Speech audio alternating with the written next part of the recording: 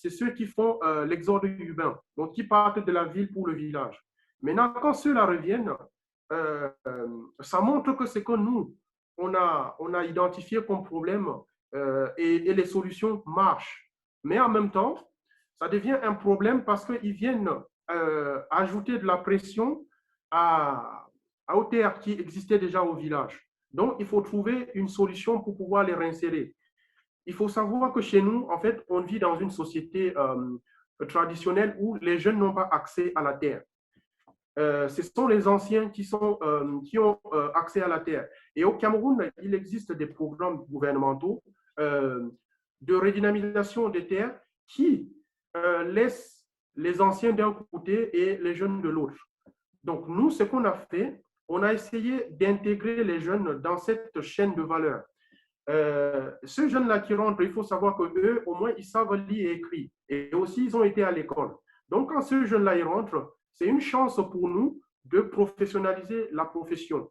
Donc, à travers la création d'une mini-station de dépulpage de café qui fonctionne au moteur, on a pu associer ces jeunes-là dans la chaîne de transformation du café sans qu'il y ait eu conflit au niveau de l'attribution des terres qui ne leur est pas réservée. Parce qu'il faut savoir, on dit au village qu'il faut tuer le père pour avoir le terrain. Donc, on empêche les jeunes d'en venir là. Donc, mais de commencer à se former dans le café en intégrant la partie post-transformation qui est beaucoup plus technique et qui a besoin de gens qui savent lire, qui savent écrire pour pouvoir transformer l'essai que Paulin, par exemple, il a fait au Cameroun en quelque chose de très grand. Parce qu'il faut savoir, la formation que Paulin a donnée au Cameroun à quelques jeunes va être répliquée dans tout le village à travers ces jeunes-là. Paulin a rencontré Yaya, qui a une licence en agronomie, qui est au village, qui n'a pas de travail. Donc, il va prendre en main la gestion locale de projets de transformation de fertilisants biologiques. Donc, voilà comment nous, on intègre les jeunes. Parce que ces jeunes-là, ils ont une valeur ajoutée. Et les anciens aussi, ils ont une valeur, c'est la transmission, c'est les techniques. Il faut savoir, en 2017, quand le japonais il est arrivé, certaines méthodes de transformation qu'il enseignait, ben, il y a des bonheurs. Margot a passé une photo de Débonneur là tout à l'heure. Débonneur, il nous a dit, vous n'êtes pas en train voilà Débonneur. Donc, Débonneur, il nous a dit, on n'est pas en train de créer, on n'a pas inventé le fil à couper le beurre. En fait, eux, ils avaient déjà la technique. Simplement, on vient apporter les nouvelles exigences de marché, à savoir la durabilité, le respect du travail, la lutte contre le travail des enfants et tout ça. Donc ça, c'est les nouvelles éléments que nous, on intègre dans le projet pour le rendre à la fois équilibré pour l'économie, équilibré pour le social et équilibré pour tous. Nous, les producteurs, les partenaires comme chacun son café et nos clients qui auront à terme des bons cafés. Parce que c'est un comble de finir un bon repas avec un mauvais café juste parce qu'on n'a pas la bonne information. Il y a aussi pour les revenants, on donne un hectare, on rachète des terres. Il faut préciser, on rachète des terres. Et ce qu'on fait, c'est qu'on donne un hectare à un jeune pour qu'il s'occupe de son hectare. Oui, donc en fait, il va pouvoir planter 400 pieds. On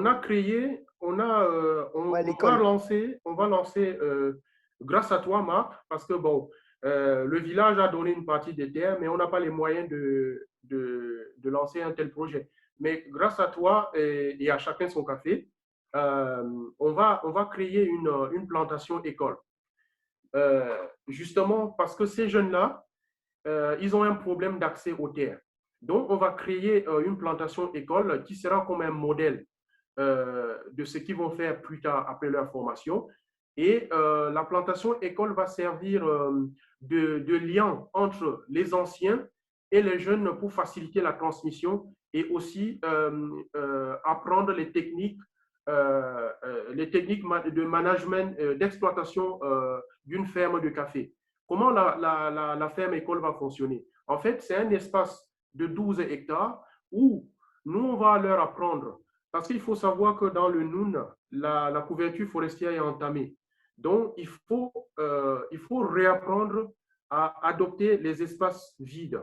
Donc, on a imaginé d'imiter au maximum le comportement naturel de la forêt qu'on va essayer de réinventer. C'est ce qu'on a appelé le jardin de café.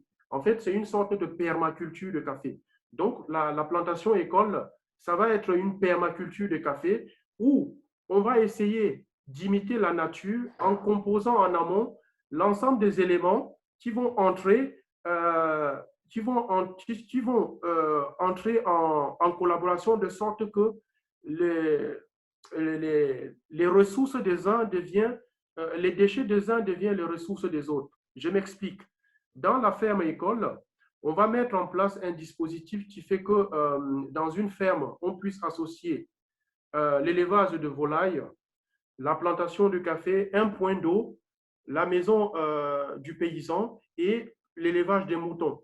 De sorte que les déchets des transformations de la volaille, par exemple, puissent être utilisés comme engrais dans la plantation. Donc, ce dispositif-là sera enseigné et transmis par les anciens qui ont déjà les techniques agricoles qui marchent. Et la théorisation de ce que j'appelle la permaculture de café sera accompagnée par des partenaires techniques. Nous sommes en négociation avec une grande école d'agronomie à Angers et un institut international de recherche agronomique à Montpellier. Donc, on vous en parlera lorsque ça sera officiel, mais grâce à chacun son café, je peux dire aujourd'hui que la plantation école, elle sera lancée. Et on formera 12 jeunes tous les 2 ans. Parce qu'il faut savoir que pour produire du café, le café arrive à maturité au bout de 2 ans de plantation et produit ses premières cerises à sa 3e année. Donc, on va former les jeunes pendant 2 ans et à leur 3e année, le revenu de l'hectare de café transformé par l'apprenti, lui sera reversé sous forme de subvention pour lui permettre de créer 3 hectares de terre privée qui va lui appartenir. Donc, en quelque sorte, au bout avec chacun son café, chaque 3 ans, nous, on va former 12 fois 3 hectares de plantation de café. Donc, ça veut dire 2000 pieds de café par hectare et 200 arbres fruitiers et autant d'arbres tropicaux. Ce qui fait que nous, on a pu dire que ces jeunes-là, ce sont des futurs forestiers. C'est eux qui vont garder la forêt. Et je pense que c'est beaucoup plus intéressant de procéder ainsi pour reboiser le bassin du Congo que de se lancer dans des campagnes de reboisement dans des espaces vides, très loin des villages, qui seront brûlés par le feu de brousse et au bout de 2 ans et qu'on va reprendre chaque année. En intégrant le reboisement dans le dispositif, on crée un système d'économie durable qui est pérenne. Et justement, Soulé, est-ce que tu peux nous dire le potentiel? Parce que du coup, là, le projet, il a démarré sur ton village, mais l'idée, c'est de le décliner sur toute la région du Noun. Est-ce que tu peux nous dire combien de personnes ça concerne au final et combien d'arbres en potentiel peut être replanté? Parce que c'est surtout la massification que nous, on aimerait viser avec toi et que chacun son café souhaite accompagner dans la région au Cameroun. Donc, est-ce que tu peux nous donner un peu des chiffres là-dessus? Voilà, donc en fait, il faut savoir, Terra Noun, on ne l'a pas choisi par hasard. Terra Noun, c'est le Noun, en fait, c'est le nom du département. Et le Noun, c'est le nom du fleuve qui traverse tout notre département. C'est un peu l'équivalent de la Seine en France, en fait. Et le Noun, c'est le nom du département qui englobe environ ça doit 52 km de rayon et 100 km de diamètre. Et il y a 1 200 000 personnes. Il faut savoir que nous Terra Noun essaie de ressembler à l'ancienne coopérative qui s'appelait Kaplanoun. Et la Kaplanoun représentait 22 000 familles. Parce que nous, on compte par famille. Dans une famille, il peut y avoir 20 à 25 personnes. Donc, je vous laisse voir le potentiel qu'on a. Et donc, tout le Noun, le projet va concerner à terme 1,5 million de personnes dans le Noun. Et ce n'est pas seulement le Noun. Le Noun, c'est un projet. mais le Cameroun est l'un des pays les plus étendus d'Afrique. Et on produit du café à partir de 800 mètres en Kenkem jusqu'à 2200 mètres à Kumbo, dans le nord-ouest. D'altitude. Donc, pour tout le Cameroun, on a environ 8 millions de personnes qui sont concernées par la production de café. Et dans le Noun, parce que la bonne charité commence par soi-même, donc dans le Noun, chez nous, au pays Bamoun, on n'est que 1 500 000 paysans pour le moment. Voilà. Et en termes de reforestation, tu peux nous donner des chiffres aussi par rapport à en termes la de réintégration? reforestation, en fait, on est parti sur ce constat que on peut faire du café. Et c'est ça l'avantage du café de spécialité. On peut faire un peu de café et bien, ou beaucoup de café bien aussi. Comment on peut faire un peu de café? C'est-à-dire, on ira voir une personne qui préfère produire, par exemple, des avocats, des avocatiers, et on va lui expliquer qu'en en suivant des techniques d'agroforesterie, il peut intégrer quelques plants de café à l'intérieur de son verger. Et dans une plantation, dans un verger, on peut introduire 200 à 500 pieds de café. Et dans une plantation de café, on peut introduire 200 pieds d'arbres fruitiers sur 1 hectare. Donc, ça veut dire que si on relance un jeune qui produit 3 hectares, on va reboiser cette plantation-là de 3 fois 100 arbres fruitiers. Pourquoi je parle de reboisement à l'intérieur des plantations de café? J'ai parlé tout à l'heure de la pression sur les terres cultivables. Donc, considérant que la population mondiale ne fait qu'accroître, il n'est pas, c'est pas viable de continuer à faire la promotion des monocultures de café. Donc, nous, ce qu'on promeut dans le village, c'est des polycultures.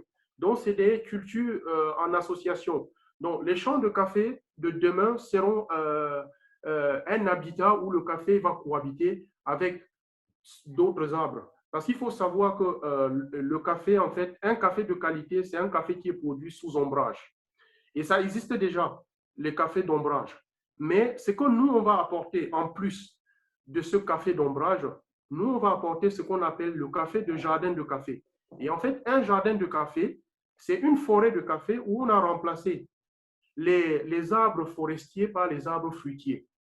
Donc, en fait, pendant la saison, en attendant la récolte en fin d'année, le paysan va pouvoir cueillir les mangues, couper les bananes et se nourrir. C'est ça le jardin de café. Et il faut savoir, en février, lorsque les caféiers fleurissent et que tous les villages est tout vêtu de blanc, il y a des abeilles qui viennent butiner les fleurs de café et ils vont faire du miel sur les troncs d'arbres. Et ce miel-là, qui est très prisé au Japon, sent un peu du jasmin. Donc, si on veut créer un écosystème de sorte, il faut privilégier, favoriser les transformations de café en polyculture. Okay. Donc, ça, c'est le plus. Juste Soulé, du coup, là, avec ce que tu dis, on comprend bien qu'il y a des intérêts, du coup, au niveau de la rémunération, donc sortir les paysans du seuil de pauvreté, et ça a une incidence sur toute l'économie locale. Il y a des incidences sociales sur les femmes, sur les enfants, on l'a bien compris, évidemment, du coup, sur l'éducation, sur la santé. Il y a des incidences aussi sur la biodiversité, puisqu'avec les jardins de café, on réintègre des arbres, on réintègre des fruits, on réintègre de quoi relancer un petit peu tout l'écosystème. Donc, vraiment, les bénéfices sont sur tous les niveaux de la chaîne de valeur. Aujourd'hui, excuse-moi d'insister, mais surtout, le Cameroun est entre l'Afrique de l'Ouest et l'Afrique centrale. Et il faut savoir qu'il y a des oiseaux migrateurs qui traversent le Cameroun. Donc, si on ne reconstitue pas les couloirs botaniques, en fait, il y a certaines espèces d'oiseaux qui vont disparaître. Donc, alors, Soulé, je pense que tout le monde a compris le concept et la façon dont tu développes ça là-bas. La question maintenant qui se pose, c'est d'abord peut-être que vous avez des questions des interrogations, on a peut-être des trous dans la raquette. Voilà, donc on aimerait que vous interveniez. Et puis, alors, les besoins, il y a aussi, évidemment, il y a des projets énergétiques parce qu'on a besoin d'énergie pour se développer et on veut le faire proprement avec des énergies photovoltaïques, etc. Parce qu'il n'y a pas l'électricité au village et que, par exemple, pour faire marcher certaines machines de la coopérative, on a besoin de l'électricité. On a besoin de l'électricité aussi pour faire venir certaines machines et les faire fonctionner, qui évitent d'être utilisées avec de l'eau. Le fait qu'elles ne sont pas utilisées avec de l'eau, ça permet, au lieu de faire venir, de demander au gamin qui doit aller à l'école d'amener l'eau, ben, la machine, elle fonctionne. Donc, le gamin, il est à l'école au lieu d'amener l'eau. Donc, vous voyez, on a compris le cercle vertueux. Donc, moi, je serais curieux de savoir quel type de questions vous vous posez. Et puis, Margot, peut-être après, tu pourras expliquer les besoins qu'on a techniques et aussi le fait que cette conversation, on va ouvrir je pense, un fil pour pouvoir rester en contact et continuer à échanger avec vous. Un fil sur… c'est sur quoi, Margot? Sur Telegram. Sur Telegram, donc vous puissiez nous rejoindre. Donc, Mais voilà, l'objectif un peu de ce Zoom, c'était d'échanger autour de justement le projet, évidemment comprendre les tenants, les aboutissants, et puis de voir avec vous un peu comment on pouvait envisager de travailler, enfin d'aller plus loin, parce qu'évidemment le projet est financé grâce à notre modèle que j'ai expliqué au début du Zoom. Mais aujourd'hui, on a des besoins qui vont plus loin et on aimerait vraiment associer les services RSE et un peu les énergies de tout le monde pour pouvoir aller plus loin parce que Paulin est venu sur un besoin agronomique, mais il y a d'autres besoins beaucoup plus concrets et qu'on utilise nous au quotidien. Donc là, vous voyez sur la slide sur l'inclusion sociale, former les cultivateurs typiquement à juste lire, écrire, se former aux techniques commerciales parce qu'ils ne savent pas négocier, ils ne connaissent pas les prix, ils ont du mal à vendre. Donc ces savoir-faire de base que nous, on connaît par cœur, eux, les ont pas et du coup, ne sont pas armés pour vendre bien leur café sur le marché. Et au-delà de l'inclusion, donc ces techniques-là, on a aussi tout ce qui va être innovation technologique, donc les former à naviguer sur un ordinateur, à servir des outils bureautiques, à se servir d'Internet pour faire leurs recherches parce qu'aujourd'hui, ils n'ont pas le vocabulaire et ils ne savent pas où chercher. Donc, ils ne peuvent pas s'informer sur l'actualité agricole ni sur l'actualité internationale du café. Ils ne connaissent pas forcément les tarifs, etc. Donc, ils ont du mal aussi à valoriser leur café à sa juste valeur. Donc, ça, c'est des choses que potentiellement, nous, on peut leur apporter parce qu'on sait le faire, c'est naturel chez nous. Et voilà, comment leur apporter les choses. Et nous, on se disait, aujourd'hui, dans toutes les entreprises, les collaborateurs ont cette possibilité potentiellement de participer à des projets associatifs. Avant le Covid, ça se faisait beaucoup en physique. Est-ce qu'aujourd'hui, ça ne pourrait pas se faire en visio? Est-ce qu'on ne pourrait pas imaginer, je ne sais pas, de justement se prendre 2 heures par mois pour apprendre des techniques de négo? Je ne sais pas, un commercial pourrait justement transmettre son savoir. Donc on s'est dit peut-être que partager un peu ces besoins-là avec vous, c'était un moyen peut-être de lancer une dynamique auprès de vos services RSE, auprès de contacts dans RSE que vous pouvez avoir, parce qu'il ne suffit de pas grand-chose, et Paulin en est l'exemple typique. Il est vraiment allé avec ce qu'il avait appris lui de ses voyages, et juste leur dire avec ce que vous avez Paulin est un voyageur. Voilà. Avec ce que vous avez dans avec ce que vous avez dans votre jardin, vous pouvez faire de l'engrais bio, vous n'avez plus besoin de pesticides, donc vous n'avez plus besoin d'en acheter. Donc en fait, et voilà, c'est un cercle vertueux qui se met en place avec des petites volontés, des petites actions individuelles. Et voilà, donc évidemment, il y a d'autres besoins, juste pas sur les derniers, l'aide au développement. Bon, là, ça va peut-être être un peu moins votre domaine parce qu'on est vraiment sur de la technique agronomique agricole. Donc, vous avez peut-être moins la capacité d'apporter des compétences. Mais en tout cas, voilà, on voit qu'il y a un panel d'intervention qui est énorme et sur lequel on peut peut-être même tous à titre individuel s'y mettre. Donc, voilà, juste avant que vous posiez vos questions. En fait, l'idée, vous avez oublié aussi l'essentiel. Hein. Moi, je le dis comme ça.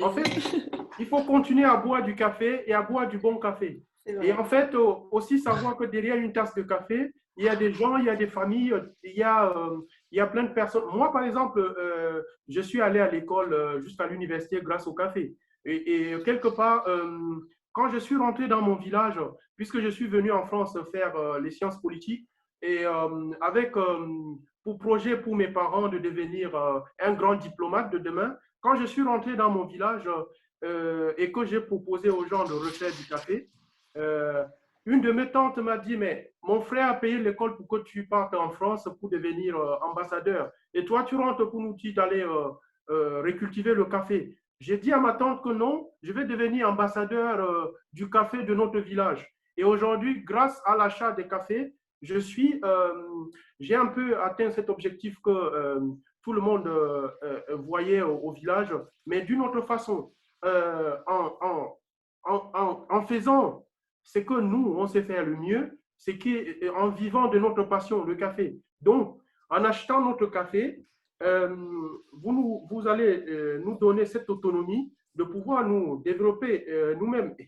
Et je remercie Marc au passage pour son soutien et son accompagnement parce que, en fait, en 2013, lorsqu'on est venu relancer le projet, j'avais constaté que tout le monde dans le village, il disait Amen à ce que nous disons parce qu'ils voulaient vendre le café. Mais depuis 2017, où on a entamé la vente du specialty coffee et que les gens, ils ont commencé à recevoir un peu plus de revenus du café, ils sont devenus force de proposition parce qu'ils ont leurs propres moyens et du coup, lorsqu'on veut leur proposer un projet, ils sont beaucoup plus attentifs, ils sont beaucoup plus regardants et essayent de trouver, ils ont une analyse plus de long terme qu'en 2013. Donc, je pense que c'est très important de continuer à, en consommant son café, on peut rendre, on peut agir, on peut avoir une action globale. C'est ce que je voulais dire. Justement, Ouais. Voilà. vous en pensez quoi? Et puis, venez en Bangkok aussi, parce que il y a le RSE de la RATP qui est venu nous rendre visite au village, et c'était magnifique, parce qu'on est allé à la pêche, on est allé voir le palais du sultan à Fumban, et c'était génial. Il faut savoir aussi, on ne vend pas que du café dans le Noun. Le palais du roi Njoya, c'est un des patrimoines camerounais qui est inscrit au patrimoine mondial de l'UNESCO. Donc, il faut venir nous voir aussi. Voilà. Bon, voilà, donc les choses sont ouvertes. Est-ce que quelqu'un d'autre que nous voudrait, a des questions, voudrait intervenir, à une expérience peut-être même? Non? Monsieur Arnaud? Oui, bonjour, merci. Déjà, très beau projet, bravo à vous. Vous parliez d'inclusion sociale, il y a 2 diapositives. Et sur les photos, j'ai remarqué qu'il y avait énormément d'hommes, voire quasi que des hommes. Est-ce que vous intégrez aussi l'égalité femmes-hommes, notamment pour les jeunes à l'école et pour leur permettre à des filles de pouvoir avoir des terres agricoles par la suite? Je pense que Soulé va pouvoir compléter, mais juste par rapport aux photos qui sont certaines que j'ai prises. En fait, c'était le Ramadan et donc les femmes, elles apparaissent pas trop en fait, elles sortent pas trop pendant cette période. Voilà, juste pour apporter cette précision, elles sont beaucoup en train de faire les tâches en fait domestiques à l'heure actuelle. Il y a même, Soulé va vous en parler, au village, un centre en fait qui vise à inclure les femmes dans la gestion. Donc voilà, je laisse la parole à Soleil. Les femmes, merci pour cette question. En fait, nous, on part de loin dans les questions de genre, mais notre village et le département du Noun fait exception parce qu'on est l'une des rares monarchies, parce qu'on était une monarchie avant d'intégrer la République du Cameroun. On est l'une des rares monarchies à avoir été dirigée par une femme. Et, la plus grande, la plus grosse ferme est dirigée par Namadam, qui est sur une des photos que j'ai envoyées à Margot. Donc, les femmes sont intégrées dans le projet. Et au-delà de ça, parce que c'est une réalité, les femmes n'ont pas les mêmes droits d'accès aux terres que les hommes. Ça, c'est une réalité. Mais au sein de notre coopérative, nous, il y a un dispositif d'aide spécifique à la condition féminine. Nous, on recrute nous-mêmes les jeunes filles à l'école primaire. Qu'est-ce que j'appelle recruter? C'est-à-dire, on fait des campagnes. Une jeune fille qui va à l'école est prise en charge à 100% par la coopérative. C'est-à-dire, la bourse du livre lui accorde le manuel scolaire gratuitement. Et à l'école, tous les accordent les livres. Et nous, à l'école, on va leur fournir tout le manuel scolaire, cahier, stylo, ardoise et le soutien scolaire. Aux garçons, on va leur accorder juste le droit pour les enfants des paysans, uniquement des paysans, l'accès à la bourse du livre. Toutes les filles du village, elles ont accès au droit à la bourse du livre et au manuel scolaire. Pourquoi? Parce qu'en fait, nous, la jeune fille a beaucoup plus d'impact sur la société de demain parce que c'est elle qui assure le suivi scolaire des enfants à la maison. C'est elle aussi qui va au marché revendre les produits vivriers qui poussent à l'intérieur de la plantation de café. Donc, si elle n'est pas formée, si elle n'est pas prise en charge, il faut savoir que dans une société traditionnelle, les femmes sont les plus vulnérables. Ça, on a intégré ce dispositif-là dans Terra Num pour pouvoir soutenir la jeune fille et gommer cette différence qu'il y a entre les filles et les hommes. Mais on part de loin et c'est un combat de longue haleine. Il faut savoir aussi que les jeunes, ils ont les mêmes problèmes que les femmes. Les jeunes n'ont pas accès à la terre. Les jeunes n'ont pas accès à la terre. C'est au décès du parent que les terres sont distribuées. Et aujourd'hui, grâce à la modernisation aussi de notre monarchie, on a intégré dans le droit coutumier un dispositif pour que les filles puissent accéder aussi à la terre au moment du partage de l'héritage, ce qui n'était pas le cas en 2015. Et Terra Num est pour beaucoup dans l'amélioration de ces droits coutumiers-là. Il faut savoir que je suis l'adjoint au chef du village de Koundja, qui est mon village, et je suis notable aussi au palais du roi sultan roi des Bamoun. Et cette discussion aussi va me servir d'éléments pour pouvoir apporter du grain à moudre dans ce débat-là qui est un débat d'actualité à Foumbane et au Cameroun. Merci, donc, merci Soulé. pour la question. Du coup, il reste 1 minute avant 10 heures. On ne va pas vous retenir non plus trop longtemps. Donc, s'il y a une dernière question, on est dispo. Et sinon, pour la suite, donc, comme disait Marc tout à l'heure, je vais créer un fil sur Telegram pour qu'on puisse échanger autour des besoins. Si jamais vous avez des idées, enfin voilà, nous, on est vraiment ouvert à tout. Le projet, on le démarre avec Soulé et on est preneur vraiment d'une collaboration avec vous, d'élargir la communauté, d'agir tous ensemble. Donc voilà. Elle est là, Namadam. Je ne sais pas si tu avais la photo. Celle-là, non, je ne l'ai pas. Voilà, Non. Elle est là, Namadam. C'est elle qui a la plantation centenaire dans le village. Bonjour, je ne sais pas si on m'entend. Salut Maëlle. Déjà, merci pour cette belle présentation, c'était passionnant et bravo pour tout ce que vous faites. Donc, moi, je suis Maëlle et Mathieu, on est les cofondateurs de Reform, une entreprise qui aide les organisations à passer à l'action et à s'engager sur des choses comme vous pouvez le faire, des choses très concrètes pour maximiser l'impact positif de leurs organisations. Et moi, la question que j'ai, c'est concrètement, qu'est-ce qu'on peut faire pour vous aider et qu'est-ce qu'on peut faire pour que potentiellement nos clients, notre réseau vous aide? Est-ce que c'est, parce que là, j'ai vu qu'il y avait énormément de sujets autour de la formation qui revenaient. Est-ce que c'est, par exemple, du mécénat de compétences? Est-ce que c'est aller chercher un directeur RSE qui viendra vous rencontrer?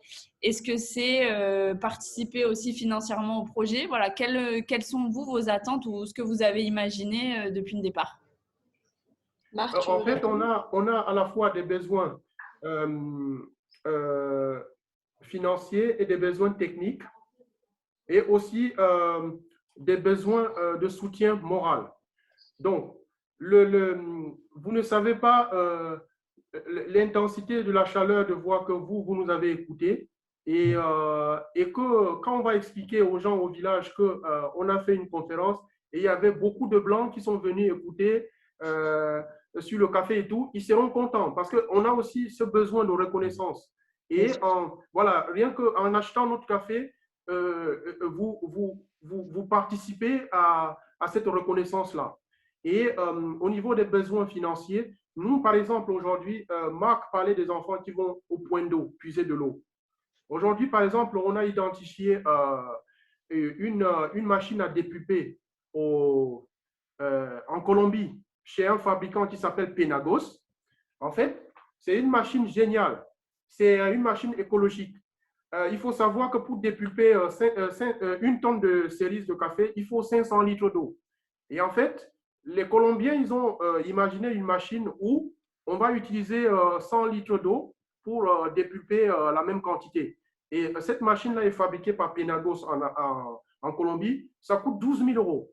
Donc, et 12 000 euros, c'est l'équivalent du certificat pour être certifié bio. Donc, vous voyez que nous, le concret, ce serait d'aller acheter cette machine-là et ne pas faire, par exemple, la certification bio. Ça, c'est des concrets des besoins matériels qu'on a. Et aujourd'hui, par exemple, nous, on sait, parce que ça marche, que lorsque un paysan introduit a un caféier dans son champ, et au lieu de mettre, puisque le café a besoin d'ombrage pour avoir une meilleure qualité en tasse, donc au lieu d'introduire un arbre forestier, on introduit plutôt un manguier. Donc, ça fait que pendant l'année, il peut cueillir les mangues et manger en attendant de vendre le café en décembre. Soulé, on a passé l'heure. Alors, moi, je voudrais juste, pour répondre à la question aussi plus précisément, oui. On va créer, donc on va reprendre contact avec vous. On va créer des ateliers pour avoir des réflexions autour des sujets sur lesquels il y a des besoins. On va revenir vers vous et chacun pourra dire, ben, nous, on peut intervenir là, on peut intervenir ici. Ça va être concret et c'est comme ça qu'on va compenser, avancer. Voilà.